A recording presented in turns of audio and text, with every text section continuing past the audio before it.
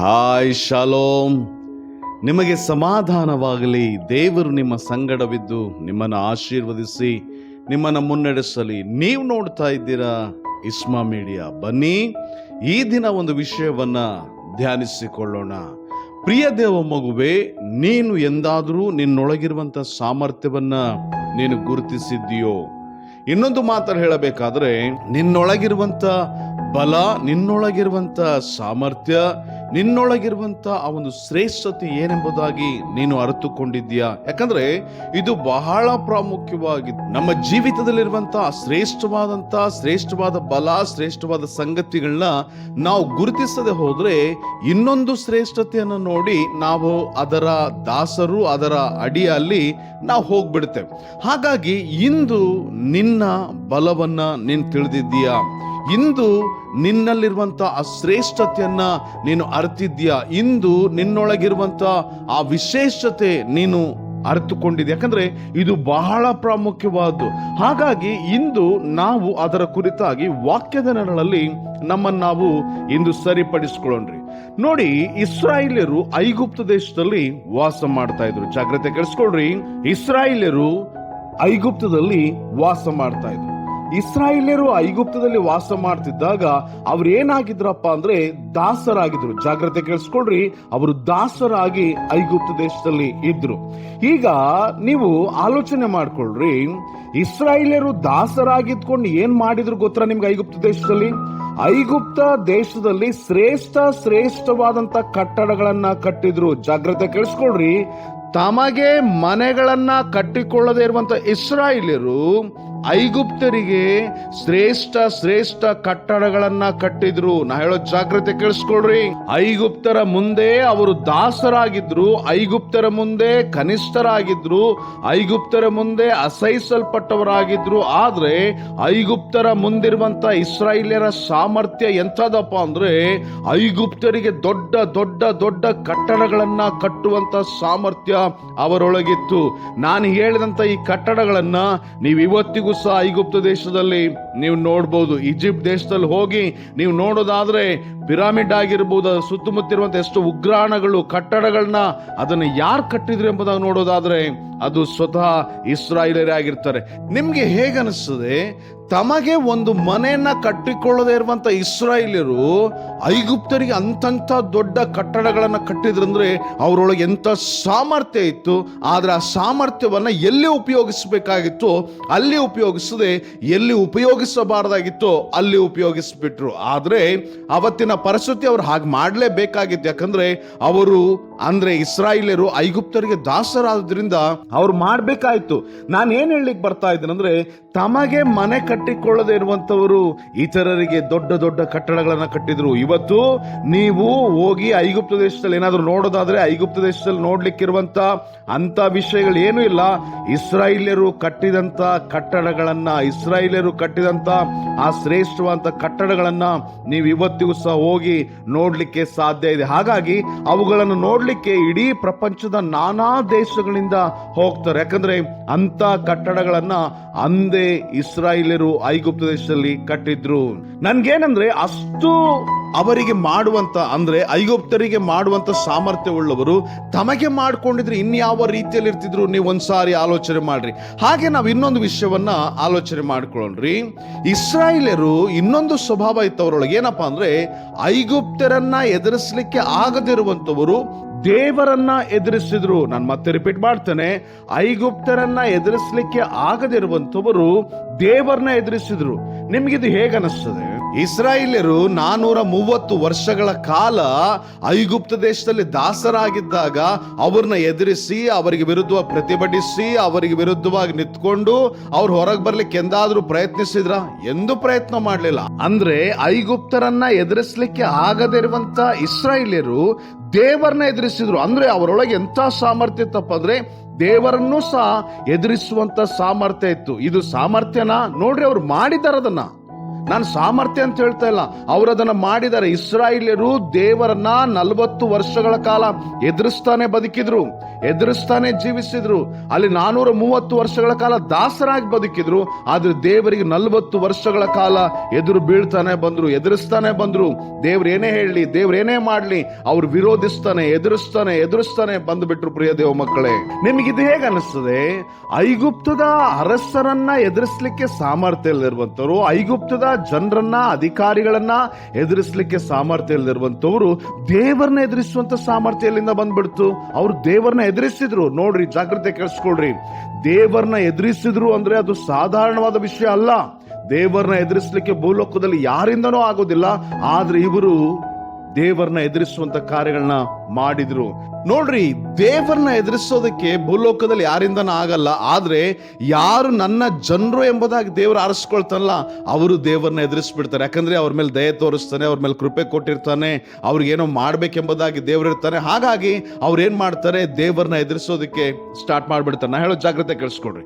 ಇಸ್ರಾಯೇಲ್ಯರು ಐಗುಪ್ತರನ್ನ ಎದುರಿಸಲಿಲ್ಲ, ದೇವರನ್ನ ಎದುರಿಸಿದ್ರು. ನಿಮ್ಗೆ ಏನ್ ಅನಿಸ್ತದೆ? ದೇವರನ್ನ ಎದುರಿಸಿದ್ರು ಅಂದ್ರೆ ಅದು ಸಣ್ಣ ಸಾಮರ್ಥ್ಯನ? ಅವರೊಳಗೆ ಅಂಥ ಸಾಮರ್ಥ್ಯ ಇತ್ತ? ಅದನ್ನ ಅವ್ರು ಎಲ್ಲಿ ಯೂಸ್ ಮಾಡ್ಬೋದಾಗಿತ್ತು?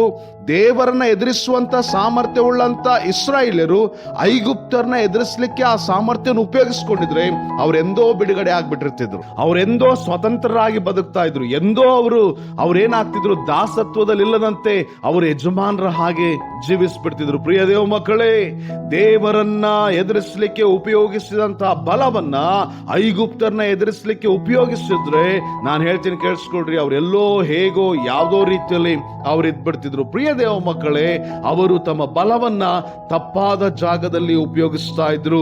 ಅವರಿಗಿದ್ದಂತ ಬಲವನ್ನ ದೇವರನ್ನ ಎದುರಿಸೋದಕ್ಕೋಸ್ಕರ ಉಪಯೋಗಿಸಬಾರ್ದಾಗಿತ್ತು, ಐಗುಪ್ತರನ್ನ ಎದುರಿಸೋದಕ್ಕೋಸ್ಕರವಾಗಿ ಉಪಯೋಗಿಸಬೇಕಾಗಿತ್ತು. ಆದ್ರೆ ಅವರು ಐಗುಪ್ತರಿಗೆ ದಾಸರಾಗಿದ್ರು, ಆದ್ರೆ ದೇವರಿಗೆ ವಿರುದ್ಧವಾಗಿ ಪ್ರತಿಭಟಿಸುವಂತವರಾಗಿದ್ರು, ವಿರೋಧವಾಗಿ ಬೀಳುವಂತವರಾಗಿದ್ರು. ನಿಮಗೆ ಹೇಗೆ ಅನಿಸ್ತದೆ ಪ್ರಿಯ ದೇವ ಮಕ್ಕಳೇ? ಇಂದು ನಿನಗಿರುವಂತ ಸಾಮರ್ಥ್ಯ ಮನುಷ್ಯನಿಗೆ ದಾಸರಾಗಿರುವಂತ ಸಾಮರ್ಥ್ಯವಾ? ದೇವರಿಗೆ ಎದುರು ಬೀಳುವಂತ ಸಾಮರ್ಥ್ಯವಾ? ಇಲ್ಲ, ಮನುಷ್ಯನನ್ನ ಎದುರಿಸಿ ದೇವರಿಗೆ ವಿಧೇಯ ಆಗುವಂತ ಸಾಮರ್ಥ್ಯವ? ಯಾವುದು ನಿನ್ನ ಸಾಮರ್ಥ್ಯ ಪ್ರಿಯ ದೇವ ಮಕ್ಕಳೇ?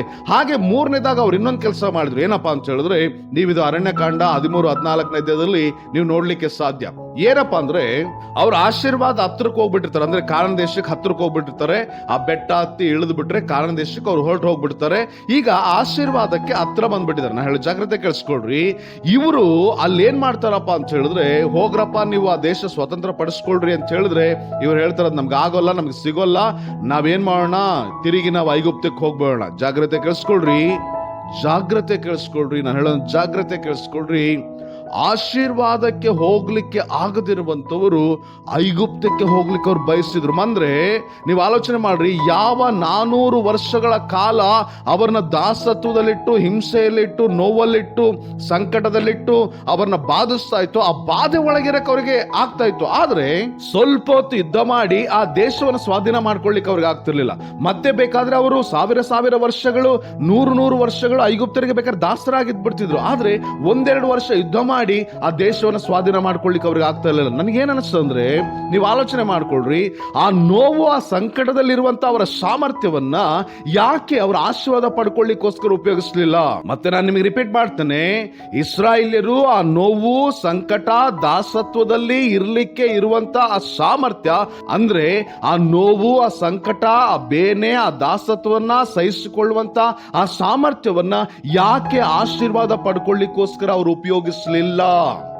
ಪ್ರಿಯ ದೇವ ಮಕ್ಕಳೇ, ಇದು ನಿಮ್ಗೆ ಹೇಗೆ ಅನಿಸ್ತದೆ? ಅವ್ರು ಎಲ್ಲಿ ಉಪಯೋಗಿಸಬೇಕಾಗಿತ್ತು ಅಲ್ಲಿ ಉಪಯೋಗಿಸಲಿಲ್ಲ, ಎಲ್ಲಿ ಉಪಯೋಗಿಸಬಾರದಾಗಿತ್ತು ಅಲ್ಲಿ ಉಪಯೋಗಿಸಿದ್ರು. ಏನನ್ನ? ತಮ್ಮ ಬಲ, ಸಾಮರ್ಥ್ಯ. ಇಸ್ರಾಯೇಲರಿದ್ದಂತ ಶ್ರೇಷ್ಠತೆಯನ್ನ, ಆ ಬಲವನ್ನ, ಆ ಸಾಮರ್ಥ್ಯವನ್ನ ತಪ್ಪಾದ ಜಾಗದಲ್ಲಿ ಉಪಯೋಗಿಸ್ಬಿಟ್ರು. ಇವತ್ತು ನೀವು ಸಹ ಪ್ರಿಯ ದೇವ ಮಕ್ಕಳೇ, ನಿಮ್ಮೊಳಗಿರುವಂತ ಆ ಸಾಮರ್ಥ್ಯ, ನಿಮ್ಮೊಳಗಿರುವಂತ ಬಲವನ್ನ, ನಿಮ್ಮೊಳಗಿರುವಂತ ವಿಶೇಷತೆಯನ್ನ ನೀವು ಎಲ್ಲೋ ತಪ್ಪಾದ ಜಾಗದಲ್ಲಿ ಉಪಯೋಗಿಸ್ಬಿಡ್ತೀರಿ. ನಾ ಹೇಳೋ ಜಾಗ್ರತೆ ಕೇಳಿಸ್ಕೊ.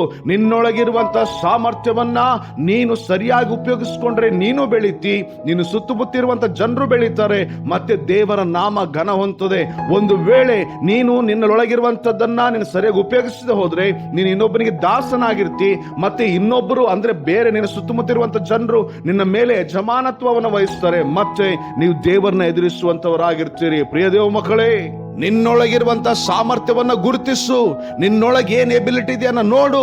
ನಿನ್ನೊಳಗೆ ಯಾವ ಬಲ ಸಾಮರ್ಥ್ಯ ಇದೆ ಎಂಬುದಾಗಿ ನೋಡು. ನಿನ್ನೊಳಗೆ ಹಾಡುಗಾರಿಕೆಯ ಬಲ ಇದೆಯಾ? ನಿನ್ನೊಳಗೆ ಮಾತುಗಾರಿಕೆಯ ಬಲ ಇದೆಯಾ? ನಿನ್ನೊಳಗೆ ಜ್ಞಾನದ ಬಲ ಇದೆಯಾ? ನಿನ್ನೊಳಗೆ ಸಂಚಯಿಸುವಿಕೆ ಬಲ ಇದೆಯಾ? ನಿನ್ನೊಳಗೆ ಸುವಾರ್ತೆ ಹೇಳುವಂತ ಬಲ ಇದೆಯಾ? ನಿನ್ನೊಳಗೆ ವಾಕ್ಯ ಹೇಳುವಂತ ಬಲ ಇದೆಯಾ? ನಿನ್ನೊಳಗೆ ಸಂಗೀತವನ್ನ ನುಡಿಸುವಂತ, ವಾದ್ಯಗಳನ್ನು ನುಡಿಸುವಂತ ಸಾಮರ್ಥ್ಯ ಇದೆಯಾ? ನಿನ್ನೊಳಗೆ ಯಾವ ಸಾಮರ್ಥ್ಯ ಇದೆ? ನಿನ್ನೊಳಗೆ ಎಂಥ ಸಾಮರ್ಥ್ಯ ಇದೆ? ನಿನ್ನೊಳಗೆ ಎಂಥ ವಿಶೇಷತೆ ಇದೆ? ಅದನ್ನ ಯಾವುದಕ್ಕೆ ಉಪಯೋಗಿಸ್ತೀಯ? ಪ್ರಿಯ ದೇವ ಮಕ್ಕಳನ್ನ ಹೇಳ ಜಾಗ್ರತೆ ಕೇಳಿಸ್ಕೊ.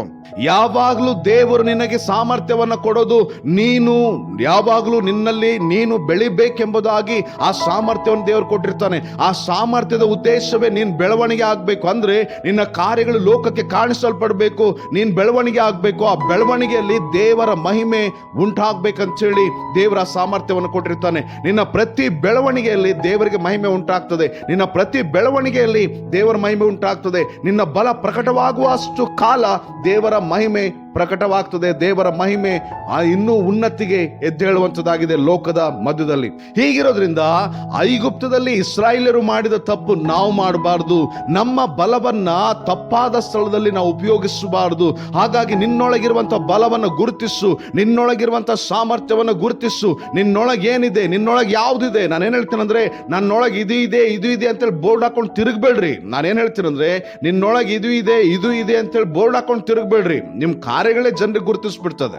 ನಿಮ್ಮ ಕಾರ್ಯಗಳು ಜನರಿಗೆ ಗೊತ್ತಾಗ್ಲಿ. ನಿಮ್ಮೊಳಗೆ ಏನ್ ಸಾಮರ್ಥ್ಯ ಇದೆಯೋ ಆ ಸಾಮರ್ಥ್ಯ ಅದು ಕಾರ್ಯಗಳ ಮುಖಾಂತರವಾಗಿ ಜನರಿಗೆ ಕಾಣಿಸ್ಲಿ. ಅದು ಬಿಟ್ಟು ನನ್ನೊಳಗೆ ಇದು ಇದೆ ಅದು ಇದೆ ಅಂತ ಹೇಳ್ಕೊಳ್ಳೋದ್ರಲ್ಲಿ ಯಾವ ಪ್ರಯೋಜನವಿಲ್ಲ. ಪ್ರಿಯ ದೇವ ಮಕ್ಕಳೇ, ನಿನ್ನೊಳಗಿರುವಂತ ಸಾಮರ್ಥ್ಯವನ್ನ ಗುರುತಿಸು. ನಿನ್ನೊಳಗಿರುವಂತ ಸಾಮರ್ಥ್ಯವನ್ನ ಗುರುತಿಸು. ಆ ಸಾಮರ್ಥ್ಯದಿಂದ ನೀನ್ ಬೆಳಿ. ದೇವರ ನಾಮವನ್ನ ಘನಪಡಿಸು. ನಿನ್ನೊಳಗಿರುವಂತ ಸಾಮರ್ಥ್ಯದಿಂದ ಬೆಳಿ. ನಿನ್ನೊಳಗೆ ದೇವರಿಟ್ಟಂತ ಸಾಮರ್ಥ್ಯದಿಂದ ಬೆಳಿ. ದೇವರ ನಾಮವನ್ನ ಘನಪಡಿಸು. ಎಷ್ಟು ಮಾತ್ರಕ್ಕೂ ನಿನ್ನೊಳಗಿರುವಂತ ಸಾಮರ್ಥ್ಯದಿಂದ ವಿರೋಧಿಗಳಾಗಿರ್ಬೋದು, ಬೇಡವಾದವರಾಗಿರ್ಬೋದು, ವ್ಯರ್ಥವಾದವರಾಗಿರ್ಬೋದು ಬೆಳೆಯೋದಿಕ್ಕೆ ಅವಕಾಶ ಕೊಡಬೇಡ. ದೇವರು ನಿನ್ನೊಳಗೆ ನಿನ್ನ ಬಲವನ್ನ ನಿನ್ನ ಸಾಮರ್ಥ್ಯವನ್ನಿಟ್ಟಿದ್ದು ನೀನ್ ಬೆಳಿಬೇಕು, ದೇವರನ್ನ ಘನಪಡಿಸ್ಬೇಕಂತ ಹೇಳಿ. ಆದ್ರೆ ನೀನು ಅದನ್ನ ತಪ್ಪಾದ ಸ್ಥಳದಲ್ಲಿ ಅಥವಾ ವಿರೋಧಿಗಳ ಸ್ಥಳದಲ್ಲಿ, ಬೇಡವಾದ ಸ್ಥಳದಲ್ಲಿ ಅದನ್ನು ಉಪಯೋಗಿಸಿದ್ರೆ ಅವರು ಬೆಳೆದು ಅವರೇನಾಗ್ತಾರಂದ್ರೆ ದೊಡ್ಡವರಾಗಿ ನಿನ್ನನ್ನು ಕೆಳಗೆ ಹಾಕುವಂತವರಾಗಿರ್ತಾರೆ. ನನ್ನ ಜೀವನದಲ್ಲಿ ನಾನು ಬಹುತೇಕ ಕಾರ್ಯಗಳು ಮಾಡಿರೋದು ಇದೆ. ನನ್ನ ಜೀವಿತದಲ್ಲಿ ಬಹುತೇಕ ನಾನು ಮಾಡಿರುವಂತದ್ದು ಇದೆ. ಬಹಳ ಜನರು ನನ್ನೊಳಗೆ ಹೇಳ್ತಾರೆ, ಪಾಸ್ಟರ್ ಅವರೇ ನಿಮ್ಗೆ ಇದು ಇದೆ, ಪಾಸ್ಟರ್ ಅವರೇ ಅದು ಇದೆ, ನೀವು ಇದನ್ನ ಮಾಡಬಲ್ರಿ ಅದನ್ನ ಮಾಡಬಲ್ರಿ ಅಂತೇಳಿ. ಹೌದು, ನಾನು ಏನ್ ಮಾಡ್ತೀನಿ ಅಂತೇಳಿ ನನಗೆ ಗೊತ್ತಿದೆ. ಆದ್ರೆ ಹೆಚ್ಚಿನ ಭಾಗ ನಾನು ತಪ್ಪಾದ ಜನರಿಗೆ ತಪ್ಪಾದ ಸ್ಥಳದಲ್ಲಿ ನನ್ನ ಸಮಯವನ್ನ ನನ್ನ ಬಲವನ್ನ ವ್ಯರ್ಥವಾಗಿ ಉಪಯೋಗಿಸಿದ್ರಿಂದ ನಾ ಹೇಳೋದು ಜಾಗ್ರತೆ ಕೇಳಿಸ್ಕೊಳ್ರಿ, ಅಲ್ಲಿ ನನ್ನ ನಷ್ಟವನ್ನು ಅನುಭವಿಸಿದ್ದೆ ಹೊರತು ಲಾಭವನ್ನು ಅನುಭವಿಸಲಿಲ್ಲ. ಒಂದು ವೇಳೆ ಆ ಒಂದು ಇದನ್ನ ನನಗೆ ನಾನೇ ಉಪಯೋಗಿಸ್ಕೊಂಡ್ಬಿಟ್ಟಿದ್ರೆ ಬೇರೆ ಹಂತದಲ್ಲಿ ನಾನು ಹೋಗ್ಬಿಟ್ಟಿರ್ತಿದ್ದೆ. ಬೇರೆ ಹಂತದಲ್ಲಿ ನಾನು ಸಾಗಿ ಹೋಗ್ಬಿಡ್ತಿದ್ದೆ. ನಾನು ಹೇಳೋ ಜಾಗ್ರತೆ ಕೇಳಿಸ್ಕೊಳ್ರಿ. ಕರ್ನಾಟಕದಲ್ಲಿ ಒಂದು ಸಮಯದಲ್ಲಿ ಅಂದ್ರೆ ಕರ್ನಾಟಕದಲ್ಲಿ ಬಹಳ ಎತ್ತರಕ್ಕೆ ಹೋಗಿ ಕಡೆಯದಾಗಿ ನಾನು ಏನ್ ಮಾಡಿದೆ ಅಂದ್ರೆ ನನ್ನ ಸಭೆ ಕೆಲವು ಜನರಿಗೆ ಅವ್ರನ್ನ ಮೇಲೆತ್ತಬೇಕು, ನಿಲ್ಲಿಸಬೇಕು, ಅವ್ರನ್ನ ಹಾಗೆ ಮಾಡ್ಬೇಕು ಹೀಗೆ ಮಾಡ್ಬೇಕಂತೇಳಿ ಎಲ್ಲವನ್ನ ಬಿಟ್ಟು, ಅಂದ್ರೆ ಹೊರಗೆ ಹೋಗುವಂತ ಮೀಟಿಂಗ್ಗಳಾಗಿರ್ಬೋದು, ನಾನು ಬೈಬಲ್ ಸ್ಟಡಿ ಮಾಡೋದಕ್ಕಾಗಿರ್ಬೋದು, ಕಾಲೇಜ್ಗೆ ಟೀಚ್ ಮಾಡಕ್ ಹೋಗೋದಾಗಿರ್ಬೋದು, ಎಲ್ಲವನ್ನು ಸಹ ನಾನು ಬದಿಗಿಟ್ಟು ಕೆಲವು ಜನರಿಗೆ ನನ್ನ ಸಮಯವನ್ನ ಕೊಟ್ಟೆ. ಆದ್ರೆ ಆ ಸಮಯವನ್ನು ಅವ್ರು ದುರುಪಯೋಗ ಪಡಿಸ್ಕೊಂಡ್ರು. ನಾನು ಅವರೊಟ್ಟಿಗೆ ಇತ್ಕೊಂಡು ಅವ್ರನ್ನ ಬೆಳೆಸ್ಬೇಕು, ಅವ್ರನ್ನ ಉನ್ನತಿಗೆ ತರಬೇಕು ಅಂತ ಹೇಳಿ ನೋಡಿದೆ. ಆದ್ರೆ ಅವ್ರು ಏನ್ ಮಾಡಿದ್ರಂದ್ರೆ ಬಾಪ್ತಿಸಮದ ಯೋಹಾನ ಅಥವಾ ಸ್ನಾನಿಕನಾದ ಯೋಹಾನನು ಹೇಗೆ ಆ ನಾದಸ್ವರವನ್ನು ಊದುವಾಗ ಅವರ ಮುಂದೆ ಎಲ್ಲಾ ಜನರು ನಾಟ್ಯವಾಡಿದ್ರು, ಇವರು ಹಾಗೆ ನಾಟ್ಯವಾಡಿದ್ರು. ಆಮೇಲೆ ಅವರಿಗೆ ಬೇಡ ಆದಾಗ, ಸಾಕಾದಾಗ, ಬೇಡಪ್ಪ ನಿನ್ನ ಮಾತುಗಳು ಬೇಡ, ನಿನ್ನ ಸವಾಸ ಬೇಡ ಅಂತೇಳಿ ವಾಂತಿ ಮಾಡಿ ಹೊರಟು ಹೋಗ್ಬಿಟ್ರು. ನಾ ಹೇಳೋ ಜಾಗ್ರತೆ ಕೇಳಿಸ್ಕೊ. ತಪ್ಪಾದ ಜನರಿಗೆ ತಪ್ಪಾದ ಸ್ಥಳದಲ್ಲಿ ನಿನ್ನೊಳಗಿರುವಂತ ಬಲ ಸಾಮರ್ಥ್ಯ ಕೊಡಬೇಡ. ನಾ ಹೇಳೋ ಜಾಗ್ರತೆ ಕೇಳಿಸ್ಕೋ. ಆ ಬಲ ಸಾಮರ್ಥ್ಯ ನೀನ್ ಉಪಯೋಗಿಸ್ಕೋ, ನೀನ್ ಬೆಳಿ, ದೇವರ ನಾಮವನ್ನ ಘನಪಡಿಸು.